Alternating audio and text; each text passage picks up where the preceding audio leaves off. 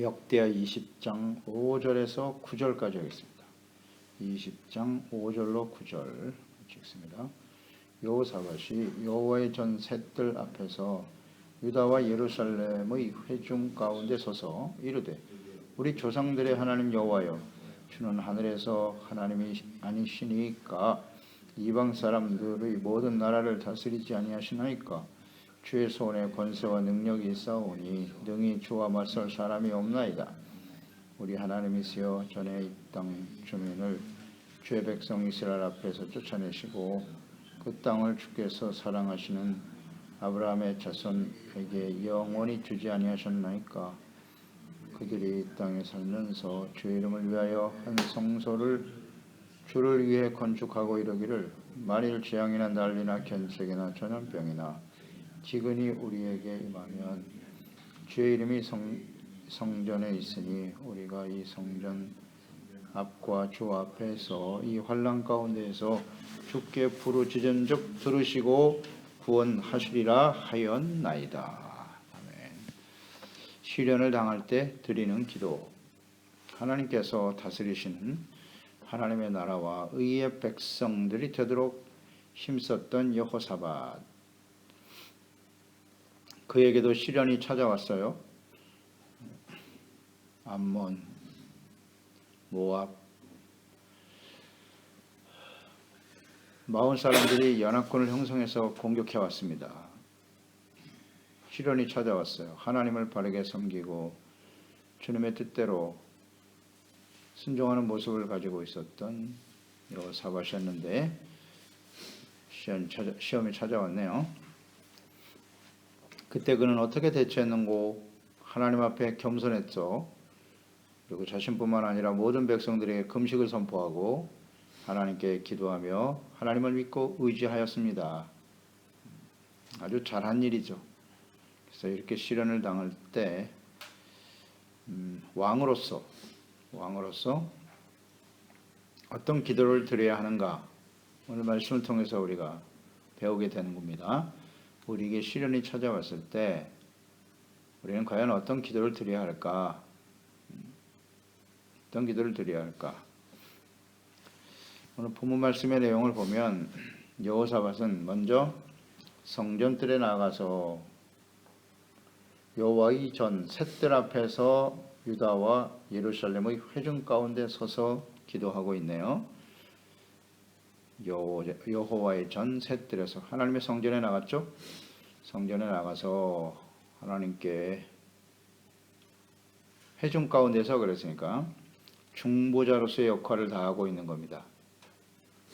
자신의 왕으로서. 그러니까 왕은 특히 이스라엘 백성들에게 있어서의 왕이라고 하는 의미는 언제든지 중보자라는 사실을 잊지 말아야 해요.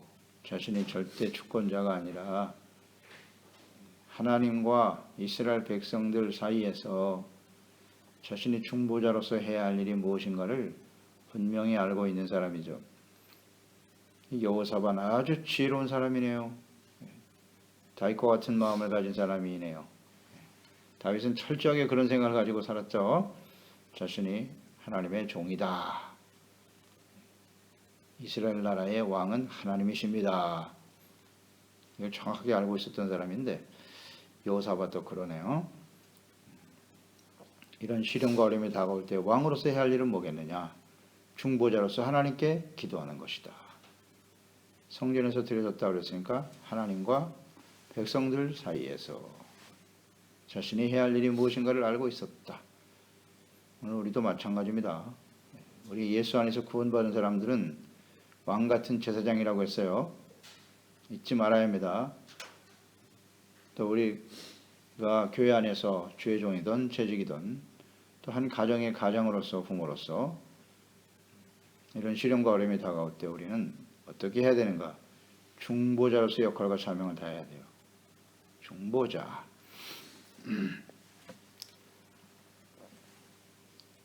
우리는 어떤 기도, 위기와 시련이 찾아왔을 때 어떤 기도를 드려야 하는가?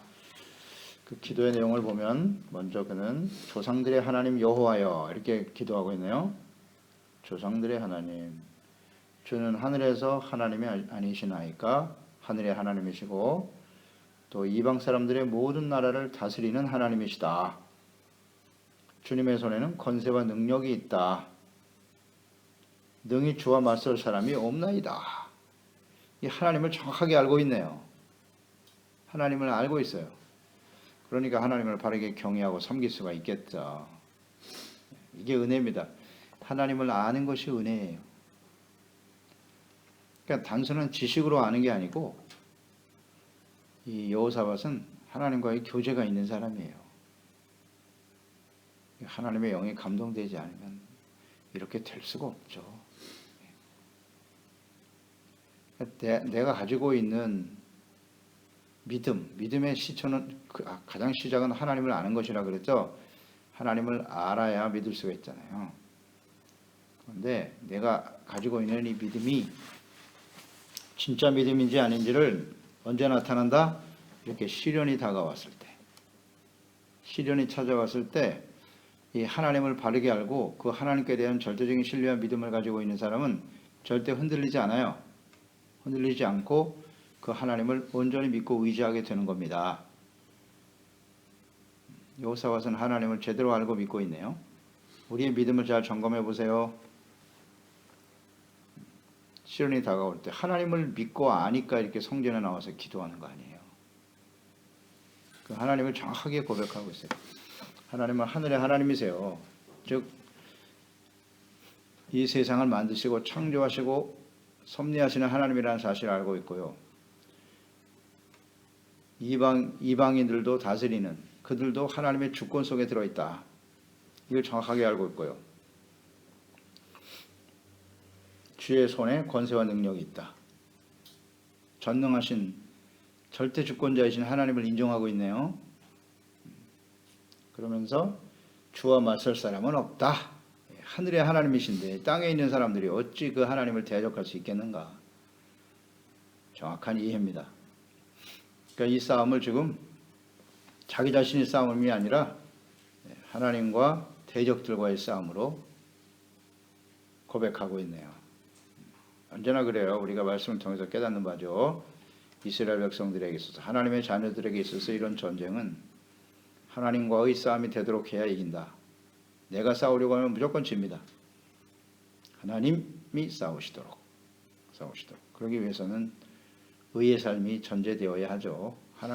우리가 하나님 앞에 서 있어야 하나님 우리와 함께 싸워주시죠. 이런 고백을 할 수 있다는 건 아주 소중한 은혜입니다. 우리는 이런 하나님의 절대적인 주권과 능력을 인정하고 있나요? 그런데 오늘날 우리가 하나님을 믿는다고 하면서도 조그만 시련 앞에서 말이죠. 좌절하고 낙심하고 하나님을 원망하고 이게 하나님을 아는 사람들일까요? 하나님을 자신의 능력만도 못하게 여기는 사람들 수두룩하죠. 시련 만나보면 알아요. 어려움 당해보면 안다고요. 거기서 원망 불평을 해요? 하나님 앞에 벌벌 떨고 있어요? 근심 걱정 염려하고? 이건 하나님을 전혀 모르는 겁니다. 하나님을 아는 사람들이 두려워할 리가 있나? 오히려 겸손해질 뿐이죠. 겸손하게 하나님을 믿고 의지하는 사람들이 되어야겠죠. 여호사밧 귀한 사람이네요. 지혜로운 사람. 하나님 이런 사람 좋아하죠. 하나님께 모든 걸 맡겼습니다.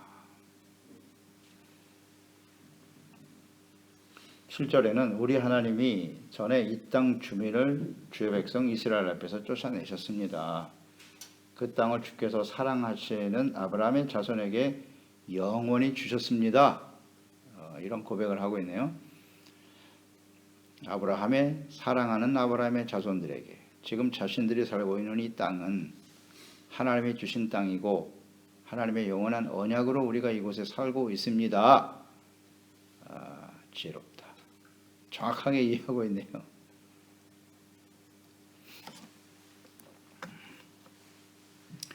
중요한 고백은 사랑하시는 아브라함의 자손들 그랬어요. 이 개역 성경에 보면은 주의 벗이라고 나오거든요. 주의 벗 아브라함의 자손들 그렇게 돼 있어요. 이 벗이라고 하는 말이 사랑하는 자라는 뜻이거든요. 그래서 이 사랑하는 자라고 번역을 해놨어요.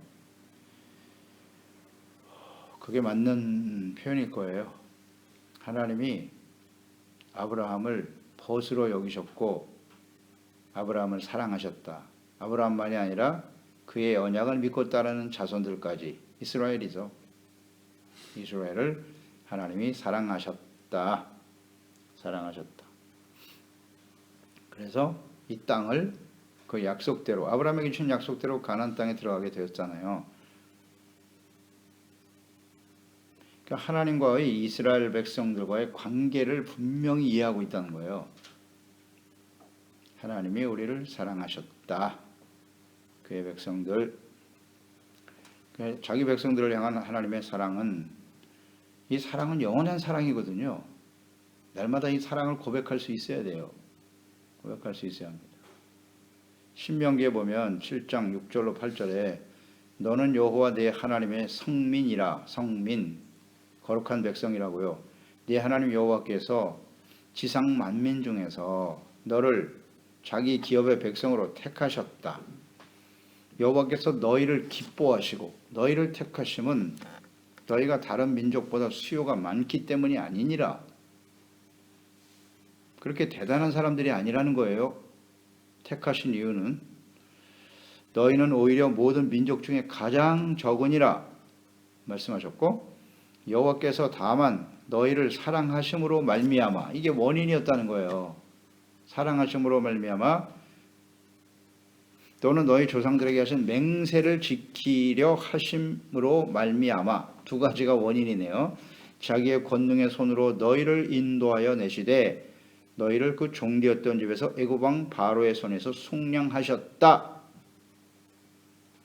이스라엘이 그 민족이 강대하거나 숫자가 많거나 위대함이 있어서가 아니에요. 가장 적은 자라 그랬어요.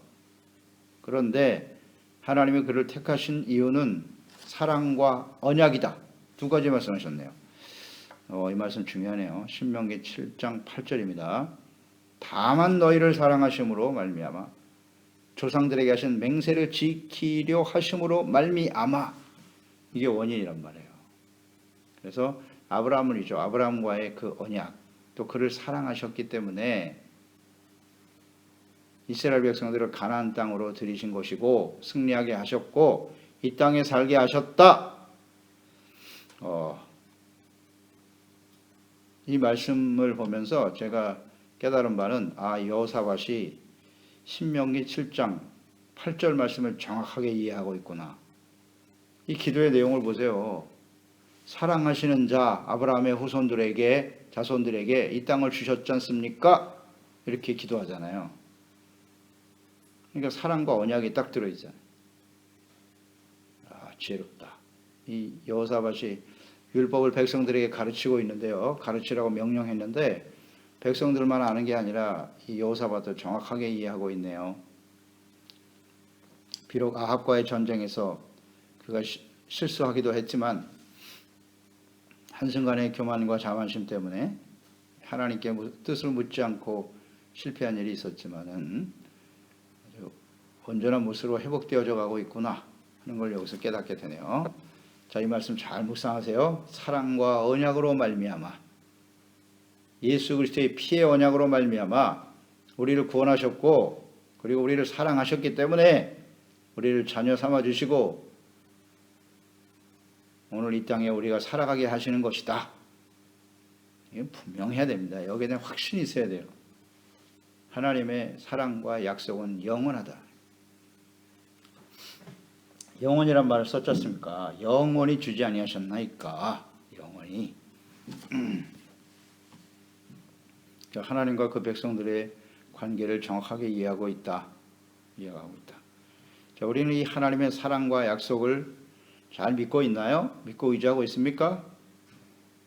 요한복음 3장 16절 하나님의 사랑으로 가득하죠. 하나님이 세상을 이처럼 사랑하사 독생자를 주셨으니 이는 저를 믿는 자마다 멸망치 않고 영생을 얻게 하려 하심이니라. 이 하나님의 사랑은 이제 모든 사람들에게 나타났어요.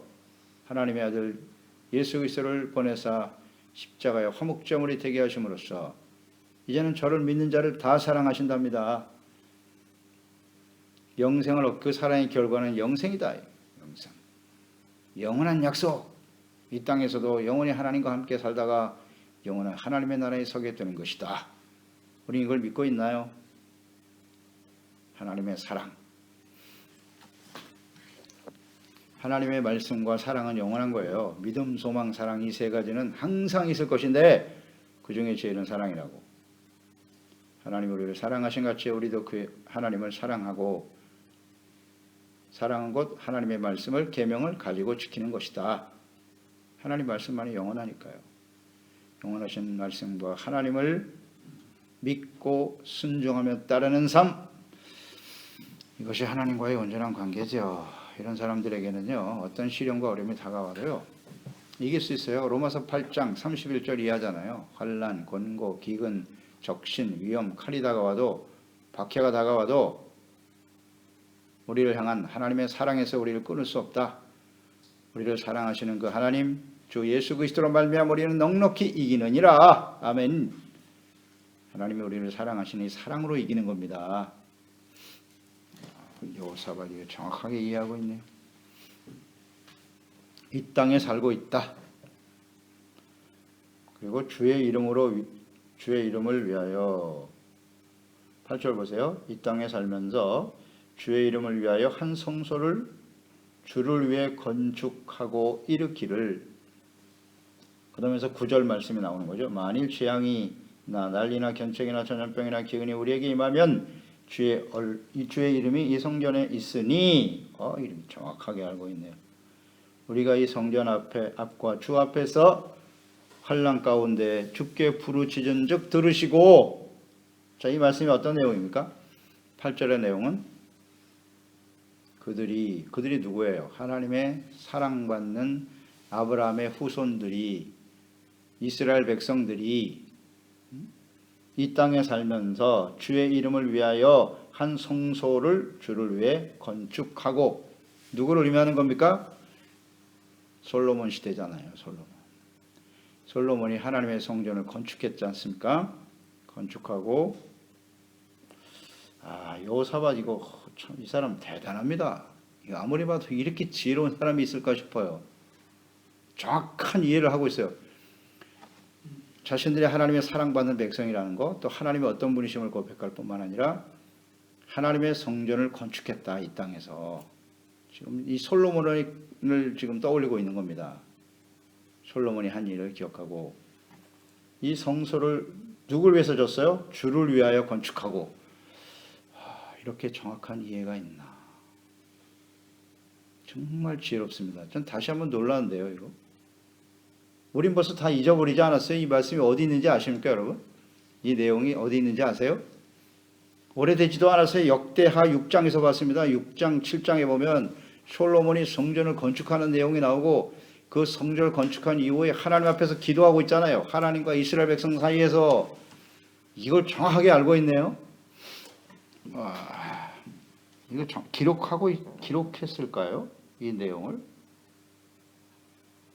역대하 7장에서 지금 20장인데요. 기록되어 있었을까요? 그런 생각도 해봐요. 우리는 이렇게 성경으로 기록하여 주시는데도 잘 생각이 안 하는데. 정확한 이해입니다. 무슨 기도를 드려야 하는지, 그러니까 성전의 의미, 성전이 왜 필요한지 의미를 알고, 중요성을 알고 있고, 또 왕으로서 솔로몬이 성전을 봉헌하면서 이스라엘 백성들 사이에서 드렸던 기도의 내용을 정확하게 이해하고 있어요. 왕이 해야 할 역할이 뭔지, 왜 이스라엘 백성들에게 하나님의 성전이 필요한지 이걸 알고 있단 말이에요. 솔로몬이 하나님께 드린 기도를 생각해 보자고요. 역대하 6장입니다. 34절, 35절에 보면 주의 백성이 적국과 더불어 싸우고자 하여, 지금 기도하는 거예요. 솔로몬이 성전에서 싸우고자 하여 주께서 보내신 길로 나갈 때 그들이 주께 택하신 이 성과 내가 주의 이름을 위하여 건축한 성전이 있는 쪽을 향하여 주께 기도하거든 주는 하늘에서 그들의 기도와 간구를 들으시고 그들의 일을 돌보시옵소서. 적국을 만나 싸울 때 이 성전에 나와 기도하면 하나님이 응답해 주시라고 이 기도를 떠올리고 있는 겁니다. 그래서 하나님이 성전을 주신 거라고. 그러니 내가 왕으로서 당연히 해야 할 일은 백성들 사이에서 하나님 앞에 기도하는 것 아니겠습니까? 성전의 필요성, 기도의 내용, 무슨 기도를 해야 하는지를 정확하게 알고 있다. 그래서 시련이 다가올 때요, 우리도 이와 같은 자세로 기도해야 돼요. 우리가 하나님의 사랑받는 자녀라는 사실, 예수 그리스도의 그 언약 또 약속의 말씀들, 우리가 교회에 나와서 하나님의 성전 앞에서 자기 자신뿐만 아니라 이건 중보의 기도잖아요. 자기 자신뿐만 아니라 모든 사람들과 백성들이 그들을 위해서 주님의 이름으로 기도할 때 하나님께서는 반드시 응답하신다. 이 하나님을 알고 믿고 기도해야 하는 것이에요. 솔로몬이 이 성전에서 기도를 드렸을 때 하나님이 그 기도를 받으셨어요. 그래서 그에게 친히 나타나셨죠. 역대하 6장은 기도, 그 다음에 7장으로 이어지면서 하나님이 그의 기도를 어떻게 응답하셨는가 하는 내용인데, 역대하 7장 12절이야. 밤에 여호와께서 솔로몬에게 나타나사 그에게 이르시되 내가 이미 내 기도를 듣고 이곳을 택하여 내게 제사하는 성전을 삼았으니, 15절 이제 이곳에서 하는 기도에 내가 눈을 들고 귀를 기울이리니 이는 내가 이미 성전을 택하고 거룩하게 하여 내 이름을 여기에 영원히 있게 하였음이니라. 내 눈과 내 마음이 항상 여기에 있느니라. 아멘. 이것까지 알고 있는 거예요. 하나님의 성소에서 왕이 백성들을 위해서 대적들이 쳐들어왔을 때 겸손히 하나님을 믿고 의지하며 기도하면 하나님이 이곳에서 들으시는구나, 기도를 들으시는구나, 확신을 가지고 기도하고 있는 겁니다. 우리 그렇게 기도하고 있나요? 오늘날도 하나님의 자녀들이 시련을 만날 때 하나님의 성전에 나와서 이런 기도를 드리는 겁니다. 자기 자신뿐만 아니라 교회의 모든 성도들을 위해서, 가족들을 위해서, 지체들을 위해서 기도하면 하나님이 들으신다. 이건 주님의 분명한 약속이죠. 약속입니다. 요한복음 14장 13절에도 보면 너희가 내 이름으로 무엇을 구하든지 내가 다 시행할 것이다. 이는 아버지로 하여금 아들로 말미암아 영광을 받으시게 하려 함이니라. 내가 무엇이든지 내게 구하면 내가 행하리라. 이것은 요한복음 15장으로 이어지죠. 포도나무와 가지의 비유. 너희가 내 안에, 내가 너희 안에 있으면 이 사람은 과실을 많이 맺는다는 말씀하셨죠. 그러면서 7절로 10절에 보면 너희가 내 안에 거하고 내 말이 너희 안에 거하면 무엇이든지 원한 대로 구하라. 그리하면 이리로리라. 너희가 열매를 많이 맺으면 내 아버지께서 영광을 얻으실 것이고 너희는 내 제자가 될 것이다. 아버지께서 나를 사랑하신 것 같이 나도 너희를 사랑하였으니 그의 사랑 안에 거하라. 사랑 안에 거하라는 거예요. 내가 아버지의 계명을 지켜 그의 사랑 안에 거하는 것 같이 너희도 내 계명을 지키면 내 사랑 안에 거하리라. 그 말씀을 지키고 주님의 사랑 안에 거하면 무엇이든지 구하면 하나님이 들어주신답니다. 그런데 이 여호사밧이요, 하나님의 사랑과 언약을 정확하게 알고 있잖아요. 이 말씀의 핵심 뭐예요? 내 말이 너희 안에 거하면, 그랬잖아요. 하나님의 말씀을 듣고 그 말씀을 지켜 순종하는 것이 하나님을 사랑하는 것이고, 사랑과 말씀, 언약, 이것을 정확하게 이해하고 있잖아요. 여호사밧이. 그래서 예수님도 그런 말씀을 동일하게 하신 거예요. 내 말이 너희 안에 거하고 말씀을 듣고 순종하는 것이 곧 나의 사랑 안에 거하는 것이다. 그러면 무엇이든지 원한 대로 구하라. 그러면 내가 다 이루리라. 이것이 곧 하나님의 영광을 나타내는 일일 것이다. 네. 이 싸움은 하나님의 영광, 주님의 이름을 높이고 영광스럽게 하는 싸움인 거예요.